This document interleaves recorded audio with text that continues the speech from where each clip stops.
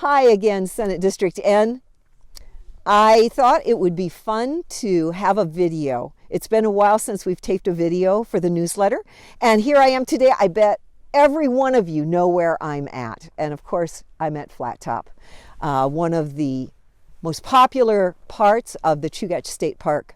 You know, a lot of people ask about Senate District N. You know, it's a connection between East Anchorage, which is really pretty urban, and the hillside, which is a bit more suburban or even rural in some situations. Well, what we have in common is Chugach State Park.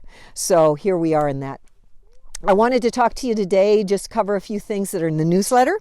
Of course, it starts out with information about the census, ballot measure 1, the farmers market, AFN, that's the Alaska Federation of Natives Convention. And lastly, I want to talk to you about the budget again. That's always a topic, right, that we're all concerned about. So let me start out now with the census. I'm hoping that all of you have completed your census forms. I know there's sometimes consternation about sharing information with the federal government, but it's really important for Alaska's funding. And you know, right now we're in the middle of the coronavirus, and that's a real example of federal funding impacting Alaska. You know, we got $1.2 billion from the federal government for Alaska early on this year. Now, we've used that money to have some really positive results. We have the lowest death rate in the U.S. per capita and the lowest hospitalization rate per capita. So that's all great. But that $1.25 million went into healthcare, it went into education. There's some transportation money there, some fisheries money, and even some money for the arts. So that's really a big deal. You know, it amounts to about $1,700 for every man, woman, and child in the state. Now, you might be saying, well, yeah, but I don't have a kid in school and I'm not sick, so what do I care about health care? So the $1,700 really didn't benefit me. Yes, it did. It benefits all of us in services. It's about we, not me. Going on, we also, all adults, got $1,200 from the federal government, right? Every child got $500. So you could say, adding that up, that every adult got nearly $3,000 from the federal government and every child about $2,200. Then let's add unemployment insurance. Of course, the state of Alaska has a robust unemployment insurance fund. And this is a point of trivia perhaps, but Senator Click Bishop was the Commissioner of Labor under Governor Palin and under Governor Parnell. And he made sure that unemployment insurance fund was robustly funded, and it had good amount of money in it, and today we benefit from his fiscal prudence. But the federal government gave us $600 more per person for unemployment insurance per week. That ran out the end of July, but now an additional $300 per person. So you can see the federal government looks at our population. They need to know that population number, so when they allocate that money, they get it to us in the correct amount. This is something that our congressional team, Senator Lisa Murkowski, Dan Sullivan, and Congressman Don Young are constantly working on. So just wanted to highlight the benefit we all have from the census. Ballot measure 1, there was an interesting debate that ICER put on. That's the Institute of Social and Economic Research. You have a link now in the newsletter to that. It was a really good debate, just giving you more information. Of course, ballot measure 2 is also out there.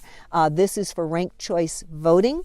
It would also eliminate the closed primaries and also create more transparency for dark money. The farmers market. I wanted to emphasize the farmers market, and it's so great that the farmers market is still going on. They are holding it now at Bell's Nursery out on DeArmond Road. So my husband and I went last Saturday, and yes, it was packed. That's great. Parking is a challenge, yes, but I encourage you to keep going. Keep attending. Support our farmers. for two reasons. Number one, our farmers are small businesses, and we need to support Alaska's small business people. The second reason is food security. We could grow a lot more of our own food here in Alaska, but we can only do that if we support the hardworking farmers that are doing this work. So think about it. Go out to the farmers market. They're open, I think it's from 10 to 4 now, so it goes pretty late in the afternoon. But I just encourage you, get out there and encourage the farmers. Plus you get really quality food. The Alaska Federation of Natives, that convention is happening this week. The link in the newsletter will allow you to watch any part of that convention that you'd like to see. Now you might be saying to yourself, wait a minute, I live here in Anchorage. Why would I listen to the AFN convention? I don't live in Bethel or Kaktovik. Well, again, Alaskans, we are about we, not about individuals. All parts of our state need to work together and understand each other and listen to each other. I've had the honor of speaking for the last 2 years at the AFN convention and to attend that convention. I've learned a lot. It's very interesting and informative. So if you have the time, I urge you to connect. So lastly, a budget item. I had the honor today to record a message for the Alaska After School Network. I was chosen as Alaska's champion for after school programs.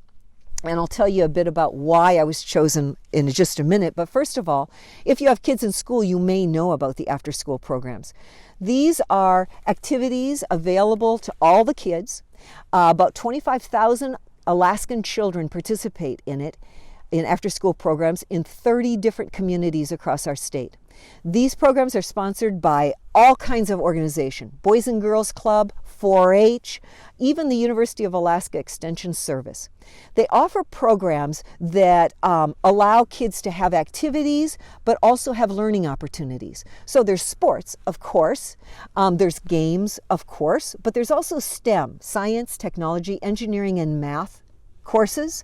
There's music, there's art, great programs. I know about the impact on these students because as a nurse practitioner, I continue to volunteer in 4 of Anchorage School District's school-based clinics. And I interface with the kids. They love the after-school programs, not just because of the activities and the fun they have with their friends, but they have great adults that they're interfacing with that help guide them to activities that suit their abilities. But it also provides a sense of security for the kids. They don't have to go home to an empty house. And it provides security for the parents. They're not wondering where their kids are. They know they're in a safe program. So, how do we manage to offer these after-school programs? That's where the budget comes in. So, unfortunately, in 2014, this is my own biased opinion, in 2014, Alaska voters voted to commercialize marijuana. That means make it legal for recreational use, sell it on our street corners, etc. This is a place where I'm not going to say we, because I didn't vote for this, but I lost on that one regardless of that. The fact of the matter is we tax marijuana sales. And the fiscal year that just ended at the end of June says that last year we took in about $25 million in marijuana tax money. So why is that relevant? Here's why. 50% of that money goes to recidivism. Recidivism is the programs that are offered in our prisons to help inmates develop job skills. There's treatment for drug issues.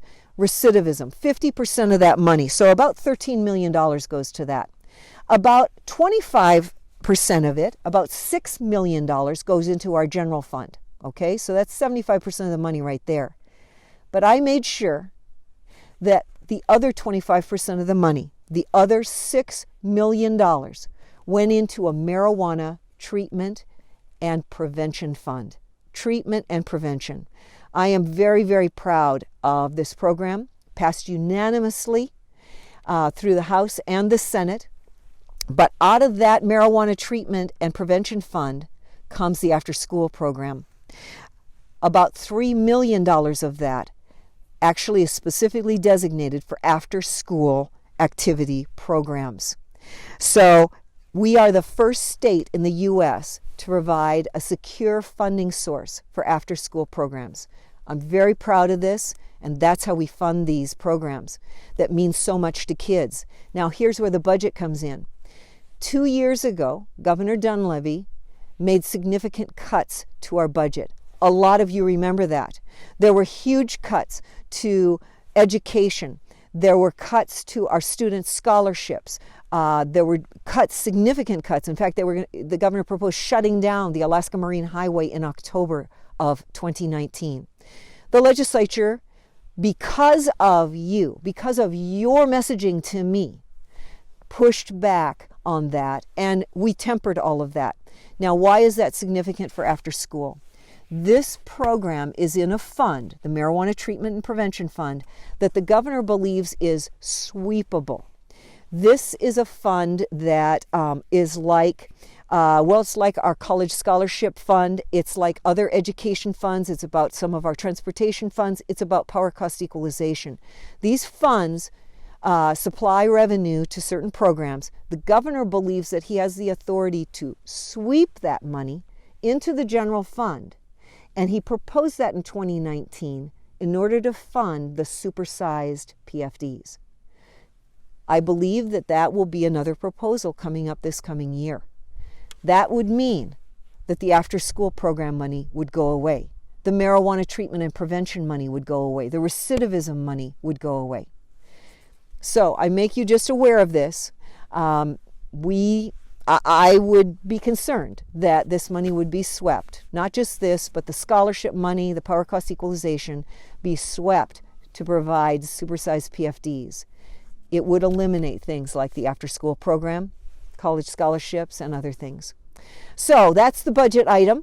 Want to leave on an upbeat here, though. It's a beautiful day up here at Flat Top. Thanks so much for listening. I know this was long, but I hope to see you around, maybe at the farmer's market, or Fred Meyer, or Costco, or on one of these trails. Thanks so much. See you next time.